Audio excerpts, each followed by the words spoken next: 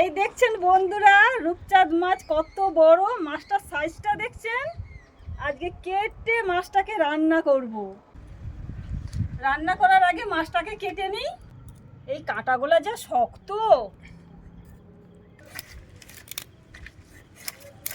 বটিতে তো আঁশটা তোলা যাবে না, আমি এই চাকুটা নিয়েছি, চাকুটা দিয়ে আঁশগুলো ছাড়িয়ে নেব।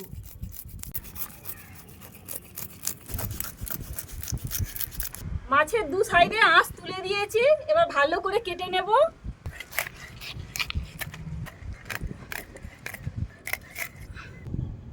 দেখুন বন্ধুরা, মাছটা কেটে নিয়েছি, এতগুলো পিস হয়েছে। মাছটা ভালো করে এবার ধুয়ে নিয়ে চলে আসবো, ধুয়ে এনে রান্না করব।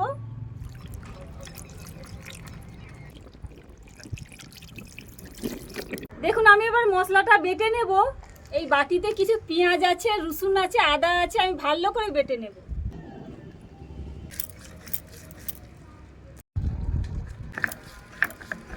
দেখুন 5 পিস মাছ নিয়ে নিয়েছি, 3টে চাকা 2 পিস পেটি নিয়েছি। এই মাছগুলাই রান্না করব, বাকি মাছগুলো রেখে দেব।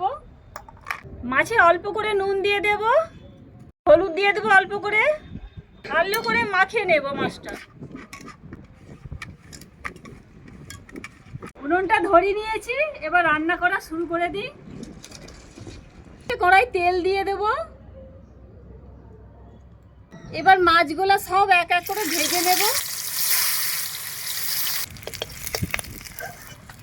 কেটে রাখা আদা রসুন পেঁয়াজ বাটা দিয়ে দেব কড়াই। লবণ দেব, হলুদ দেব, বেটে রাখা লঙ্কা জিরা বাটা দিয়ে দেব। মশলাটাকে ভালো করে এবারে ভেজে নেব। এবার টমেটো কাটা দিয়ে দেব। এবার অল্প করে জল দিয়ে দেব। ঝোলটা ফুটছে, এবার ভেজে রাখা মাছগুলো দিয়ে দেব। রান্না হয়ে গেছে, এবার ধনে পাতা দিয়ে আমি লাবি নেব।